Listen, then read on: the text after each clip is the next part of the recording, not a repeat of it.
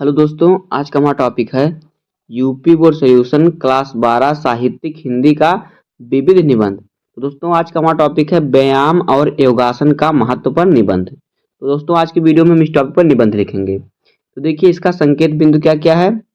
Number 1 है भूमिका। दूसरा हमारा हेडिंग क्या होगा, स्वस्थ शरीर की आवश्यकता। और तीसरा होगा स्वस्थ रहने में योग की भूमिका। और चौथा है व्यायाम और योग के लाभ। और पांचवा है उपसंहार। तो इन्हीं 5 हेडिंग पर हम व्यायाम और योगासन का महत्व पर निबंध पूरा करेंगे। तो देखिए, पहला हेडिंग हमारा भूमिका क्या है। देखिए, हमें भूमिका में क्या क्या लिखना होता है। देखिए, प्रकृति ने संसार के सभी जीव जंतुओं को पनपने एवं बढ़ने के अवसर प्रदान किए हैं। सभी प्राणियों में श्रेष्ठ होने के कारण मानव ने अनुकूल प्रतिकूल सभी परिस्थितियों में अपनी बुद्धि और विवेक का प्रयोग कर स्वयं को स्वस्थ बनाए रखने में सफलता हासिल की है। विश्व की सभी सभ्यता संस्कृतियों में न सिर्फ स्वास्थ्य रक्षा को प्रश्रय दिया गया है, अपितु स्वस्थ रहने की तरह तरह की विविध शास्त्रागत बखान भी किया गया है। आगे देखिए, भगवान बुद्ध ने कहा, हमारा कर्तव्य है कि हम अपने शरीर को स्वस्थ रखें, अन्यथा हम अपने मन को सक्षम और शुद्ध नहीं रख पाएंगे। आज की भाग दौड़ भरी जिंदगी में इंसान को फुर्सत के 2 पल भी नसीब नहीं है। घर से दफ्तर यानी ऑफिस, और दफ्तर से घर, तो कभी घर ही दफ्तर बन जाता है। यानी इंसान के काम की कोई सीमा नहीं है, वह हमेशा खुद को व्यस्त रखता है। इस व्यस्तता के कारण आज मानव शरीर तनाव, थकान, बीमारी इत्यादि का घर बनता जा रहा है। आज उसने हर प्रकार की सुख सुविधाएं तो अर्जित कर ली हैं, किंतु उसके सामने शारीरिक एवं मानसिक तौर पर स्वस्थ रहने की चुनौती आ खड़ी हुई है। अगला दिन देखिए, हमारा क्या है, स्वस्थ शरीर की आवश्यकता। यद्यपि चिकित्सा एवं आयुर्विज्ञान के क्षेत्र में मानव ने अनेक प्रकार की बीमारियों पर विजय हासिल की है, किंतु इससे इसे पर्याप्त मानसिक शांति भी मिल गई हो, ऐसा नहीं कहा जा सकता। तो क्या मनुष्य अपने सेहत के साथ खिलवाड़ कर रहा है? यह ठीक है कि काम जरूरी है, लेकिन काम के साथ साथ स्वास्थ्य का भी ख्याल रखा जाए तो यह सोने पे सुहागा वाली बात ही होगी। महात्मा गांधी जी ने भी कहा है, देखिए क्या कहा है कि स्वास्थ्य ही असली धन है, सोना और चांदी नहीं। यानी अगर आप स्वस्थ रहेंगे तो ही आपका असली धन है, सोना चांदी आपका असली धन नहीं है। आगे देखिए, सचमुच यदि व्यक्ति स्वस्थ न रहे तो उसके लिए दुनिया की हर खुशी निरर्थक होती है। रुपए के ढेर पर बैठकर आदमी को तब तक ही आनंद मिल सकता है जब तक वह शारीरिक रूप से स्वस्थ हो। स्वास्थ्य की परिभाषा के अंतर्गत केवल शारीरिक रूप से स्वस्थ होना ही नहीं बल्कि मानसिक रूप से स्वस्थ होना भी शामिल है।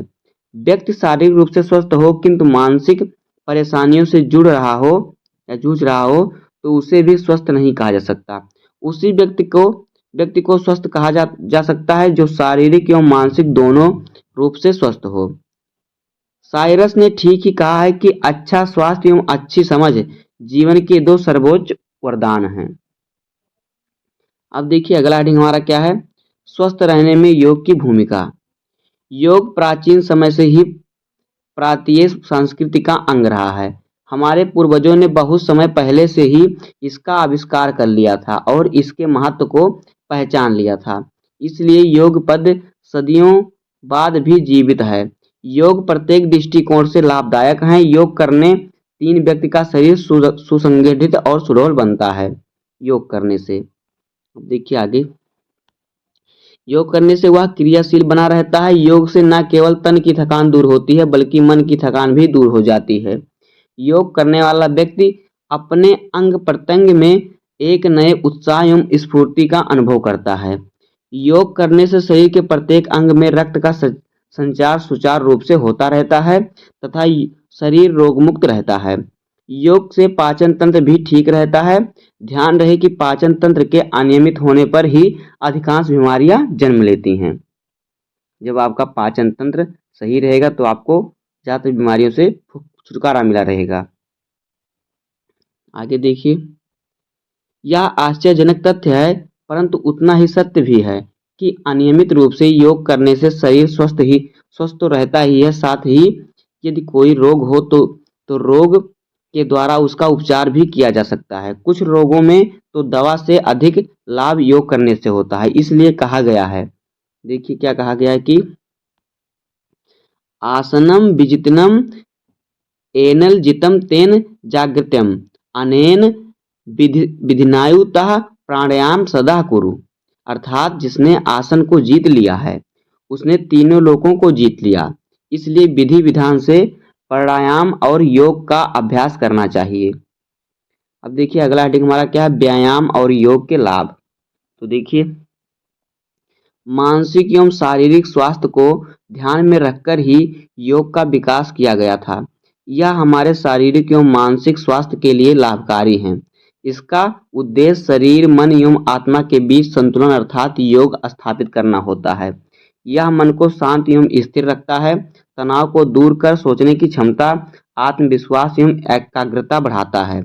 यह विद्यार्थियों, शिक्षकों एवं शोधार्थियों के लिए विशेष रूप से लाभदायक सिद्ध होता है, क्योंकि यह उनके मानसिक स्वास्थ्य को बढ़ाने के साथ साथ उनकी एकाग्रता को भी बढ़ाता है, जिससे उनके लिए अध्ययन अध्यापन की प्रक्रिया सरल हो जाती है।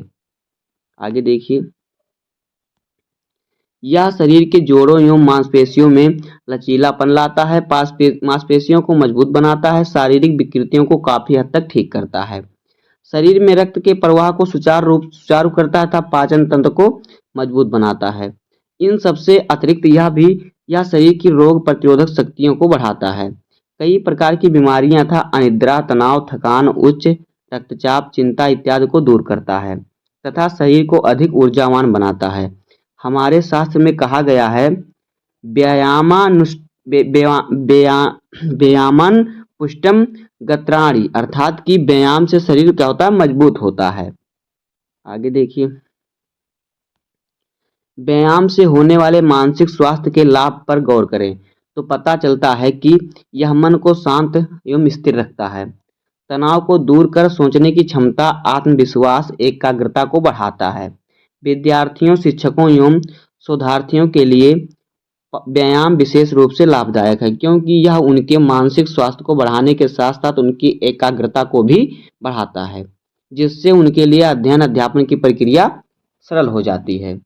कलयुगी भीम की उपाधि से विभूति विश्व प्रसिद्ध पहलवान राममूर्ति कहते हैं, मैंने व्यायाम के बल पर अपने दमे तक शरीर को कमजोरी को दूर किया तथा विश्व के मशहूर पहलवानों में अपनी गिनती कराई। ये है व्यायाम की महत्ता। अब देखिए अगला हेडिंग हमारा लास्ट हेडिंग है उपसंहार। वर्तमान परिवेश में देखिए उपसंहार में हमें क्या लिखना होता है, वर्तमान परिवेश में योग न सिर्फ केवल हमारे लिए लाभकारी है बल्कि विश्व के बढ़ते प्रदूषण एवं मानवीय व्यस्तताओं में उपजी समस्याओं के निवारण में इसकी सार्थकता भी बढ़ गई है। योगाभ्यास की जटिलताओं को देखते हुए इसे अनुभवी योग प्रशिक्षक की देखरेख में ही करना चाहिए, अन्यथा इससे लाभ के स्थान पर हानि भी हो सकती है। एक महत्वपूर्ण बात, और कुछ लोग इसे धर्म विशेष से जोड़कर देखते हैं तो लोगों के मन में सांप्रदायिकता की भावना फैलने की कोशिश करते हैं, जो कि सर्वथा अनुचित है। हमें इसकी महत्ता समझते हुए इसके कल्याणकारी स्वरूप को अपनाने पर ध्यान केंद्रित करना चाहिए। तो दोस्तों इस प्रकार से हो जाएगा योग और व्यायाम के हमारे जीवन पर लाभ। उम्मीद है कि आपको वीडियो पसंद आया होगा। अगर आपको वीडियो पसंद आया हो तो वीडियो को लाइक कर दीजिएगा, चैनल पर नए सब्सक्राइब कर दीजिए और बेल आइकन को प्रेस कर दीजिए, क्योंकि बोर्ड एग्जाम के हर इंपॉर्टेंट टॉपिक का वीडियो आपको चैनल पर मिलता रहेगा। तो मिलते हैं किसी नेक्स्ट वीडियो में, तब तक के लिए धन्यवाद। जय हिंद।